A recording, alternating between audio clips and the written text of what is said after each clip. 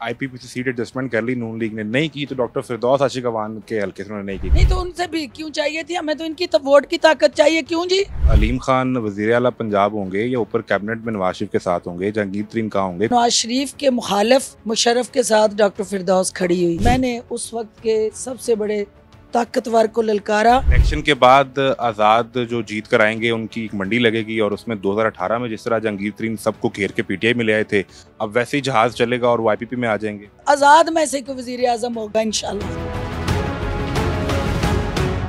Doctor साहबा, आपने तो सुबह से दौड़ लगाई है और हम पकड़ नहीं पा रहे थे, इतनी क्या मसरूफियत होगी हल्के में? दिन कम है, काउंटडाउन शुरू है, तो जब काउंटडाउन शुरू हो जाता है तो फिर स्पीड जो है वो 160 पे चली जाती है। ओवर स्पीडिंग चल रही है। ओवर स्पीडिंग चल रही है और सियासत के अंदर ये हुनर है कि जो ओवर स्पीडिंग में गाड़ी को कंट्रोल कर ले, क्योंकि एक्सीडेंट से भी बचना है, लोगों को भी बचाना है और गाड़ी को मंजिल तक भी लेके जाना है। ये वोट का मुकाबला नोट से हो रहा है। आपकी गाड़ी की स्पीड से कहीं वो डर तो नहीं गए? उन्होंने आईपीपीसी सीट एडजस्टमेंट कर ली नून लीग ने, नहीं की तो डॉक्टर फिरदौस आशिक अवान के हल्के से उन्होंने नहीं की, कहा यहाँ नहीं करेंगे। ये बड़ी इंटरेस्टिंग मैच है। उसकी वजह ये है कि डॉक्टर फिरदौस ने 2002 में जब मुशर्रफ को ज्वाइन किया तो जिसने उसको निकाला था, जिसको निकाला गया था, उसका नाम नवाज शरीफ था और नवाज शरीफ के मुखालिफ मुशर्रफ के साथ डॉक्टर फिरदौस खड़ी हुई। जब पीपल्स पार्टी में गई तो उसी काफ लीग के स्पीकर को चैलेंज किया। अगर मुझे रिजर्व सीट पे जाना होता तो मुझे तो काफ लीग छोड़ने की ज़रूरत नहीं थी। इन लोगों की आवाज़ बनने के लिए, इनके हुकूक का तहफ़्फ़ुज़ करने के लिए मैंने उस वक्त के सबसे बड़े ताकतवर को ललकारा और इन लोगों की ताकत से उसको 42,000 की वोटों की लीड से हराया। इन लोगों ने हराया। और उसके बाद क्या हुआ कि जो पीपल्स पार्टी से इलेक्शन लड़ने की हमें सज़ा मिली कि हमारे लोगों ने उस जमात को यहाँ कबूल ना किया और 2013 का इलेक्शन हम हारे। लेकिन उस वक्त भी हमारे सियासी मोर्चे पे जो हदफ था वो नवाज शरीफ और नून लीग थी। ख्वाजा आसिफ से मीटिंग, मियाँ साहब से राब्ते, व्हाट्सएप कॉल्स, वो आपकी जाती ख्वाहिश नहीं थी? नहीं, बिल्कुल नहीं थी, क्योंकि उस वक्त की जो मुशर्रफ हुकूमत थी। नहीं, मैं ये अभी की बात कर रहा हूँ। अभी तो लानत भेजी है हमने कई दफा उस पे। हमारी किसी से जाती दुश्मनी नहीं है। अभी जब 4 साल मियाँ साहब लंदन रहे तो आपका कोई राब्ता नहीं हुआ? कोई राब्ता, कोई पैगाम रसानी? कोई राब्ता नहीं, कोई पैगाम नहीं। ओपनली चैलेंज करके कहती हूँ, ये झूठा प्रोपेगेंडा, ये गलत बकवास, ये सिर्फ और सिर्फ बयानियां बनाने के लिए वतीरा है इस जमात का। असल बात क्या है कि हमारा नवाज शरीफ या उसके ख़ानदान से कोई ज़ाती झगड़ा नहीं है। हमारा अगर उनसे टकराव है तो हमारी लड़ाई जो है सोच से है, जो सोच इस्तेसाल के साथ जुड़ी हुई है। आपकी पार्टी ने उसी नवाज शरीफ से सीट एडजस्टमेंट कर ली। देखिए, पार्टी से अलीम खान की हम उस एडजस्टमेंट का हिस्सा नहीं है ना। हम उस एडजस्टमेंट के बगैर हम उस मोर्चे पे उनको ललकार रहे हैं। अलीम खान आपकी पार्टी के सदर हैं? सदर हैं तो सदर ने सीट एडजस्टमेंट की है ना।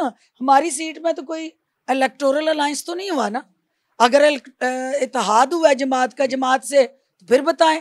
जमात के खिलाफ इलेक्शन लड़ रही है ताहिर हुंदरी और मैं, उसी आईपीपी के टिकट पे उकाब के निशान पे इलेक्शन लड़ रहे हैं और हम सीट एडजस्टमेंट में इसलिए नहीं गए कि हमारी सियासत ही सारी एंटी नून लीग है। वो माने ही नहीं आपके अपने नहीं तो उनसे भी क्यों चाहिए थी, हमें तो इनकी तो वोट की ताकत चाहिए। क्यों जी?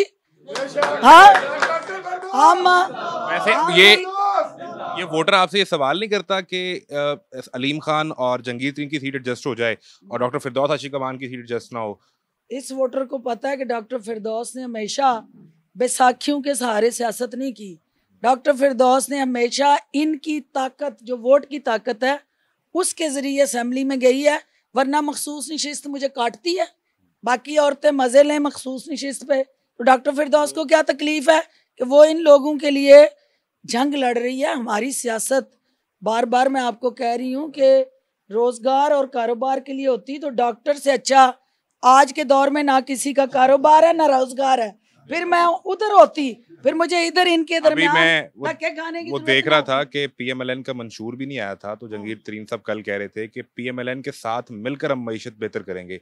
तो आप जीत कर अगर असेंबली में चली गई तो आप नवाज शरीफ की काबीना का हिस्सा होंगी? ये फैसले जो है वक्त करेगा कि नवाज शरीफ वजीर आजम होगा। आपको किसने बता दिया? ये जमीनी हकाइक यानी आपके पास इस पे भी अंदर की कोई खबर है?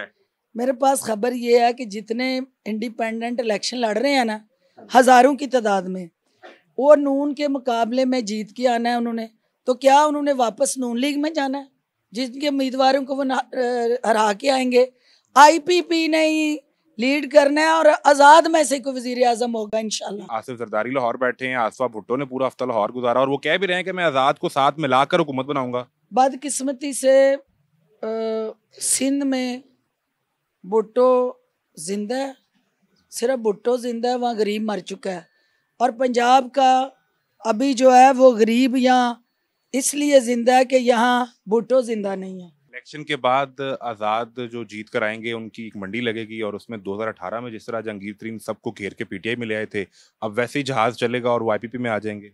नून लीग के मुकाबले में कोई भी आज़ाद कैंडिडेट इलेक्शन लड़ रहा है, अगर वो जीत जाता है तो सारा दिन खज्जल खराबी नून लीग के धड़ों के खिलाफ पोलिंग स्टेशनों पे पंजा आजमाई करके अगर वो असेंबली में पहुंच जाता है तो क्या वो अपना सियासी कद नून लीग में जाके तो वो नीचा कर लेगा? ऐसा नहीं होना ना। उसके पास फिर एक ही चॉइस बचती है, वो IPP है, वो नेचुरल चॉइस IPP है। IPP के अलावा उसका वजूद जो है ताकतवर नहीं होता। और IPP का आज़ाद जब इकट्ठा होगा तो पैरेलल फोर्स नून लीग के सामने जो चट्टान बन के खड़ी होगी वो IPP होगी और आज़ाद उम्मीदवार उसको ताकत देंगे। ये आपकी पार्टी पॉलिसी में तो नहीं लग रहा? ये अलीम खान वजीर आला पंजाब होंगे या ऊपर कैबिनेट में नवाज शरीफ के साथ होंगे, जहांगीर तरीन कहाँ होंगे? कोई बात तो हुई होगी पार्टी में, डिस्कशन तो हुई होगी? नहीं, डिस्कशन सारी जो होती है वो अवाम की अदालत में हो रही है आजकल, और अवाम किसको इस काबिल समझ के उस असेंबली में पहुंचाते हैं, इनका फैसले आने लेंगे। उसके बाद हम जमातों में बैठ के फैसले करेंगे। अभी तो अवाम फैसले करने बैठी हुई है। बल्ले के बगैर ये इलेक्शन फ्री एंड फेयर है? बल्ला जो है वो आपको पता है कि जिन्होंने हमेशा उनकी कानूनी टीम ने नौसरबाजियां की, तो वही नौसरबाजियां उनको ले डूबी, अपने बनाए हुए जाल में सियाद फंस गया। उसमें कौम का क्या कसूर है या हमारा क्या कसूर है?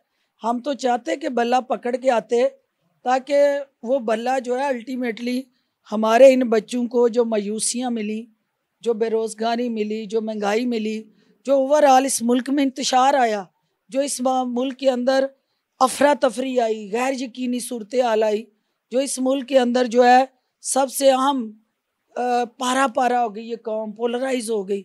इस मुल्क को इस वक्त ऐसी सियासत चाहिए जो इनको यकजा करे, जो तसादम और टकराव की बजाय फहम फरासत और रवायात के साथ जुड़ी है। आखिरी चीज ये बता दें कि अगर फिरदौस आशिक अवान भी जीत जाएं, आज़ाद भी आकर मिल जाएं, तो हम ये देख सकते हैं कि वजीर आज़म डॉक्टर फिरदौस आशिक अवान बन जाए? अगर इधर से ही आना है, IPP से निकलना है किसी को? देखिए, बात तो ये है कि ये फैसले हमारे लोगों ने, हमारे अवाम ने, हमारी जमातों ने करने हैं। डॉक्टर फिरदौस एक कारकुन है। डॉक्टर फिरदौस एक वर्कर की हैसियत से उस असेंबली में जाके अपने लोगों के हकूक़ का तहफ़्फ़ुज़ करना चाहती है। बाकी जो ओहदे और सीटें डॉक्टर फिरदौस की ना कभी ज़रूरत रही हैं और ना उसका फोकस रहे हैं, ये अल्लाह के फ़ैसले हैं। वो हमसे क्या ड्यूटियाँ लेना चाहता है और उससे बेहतर प्लानर कोई नहीं हो सकता। 2018 में खाया साहब ने अभी बताया कि मैंने कॉल नहीं की थी, व्हाट्सएप किया था। तो आपने व्हाट्सएप पे नंबर सेव कर लिया, किसी को मैसेज भेजना पड़ जाए या कोई वीडियो कॉल करनी पड़ जाए? 2018 हो या 2002 मैं समझती हूँ कि हाजा साहब को दोबारा कोई हलफ ना देना पड़ जाए इस हवाले से, क्योंकि ये तलख हकीकत है और उन्हें वो बात कहनी चाहिए जिसका वो सबूत दे सकें। और आप मीडिया, आपका हक बनता है कि वो व्हाट्सएप देखना अपने फ़ोन में ही दिखा दे, ना दें पब्लिक में करें, उन्हें क्या अपने फ़ोन में दिखा दें, ना वो उसको पब्लिक करें, सिर्फ आपको दिखा दें। आपका तो देखना बनता है ना, तो वरना एक थप्पड़ जोर से जाते हुए उसको लगा दीजिएगा झूठ बोल। ये भी आपका हक बनता है। जो कौम को गुमराह करे, जो कौम से झूठ बोले, वो कौम का लीडर नहीं हो सकता। असल बात है कि सबसे बड़ी बुराई इस माशरे में झूठ है, और अगर सियासतदान उस झूठ को प्रमोट करता है तो फिर उसको सियासत नहीं करनी चाहिए।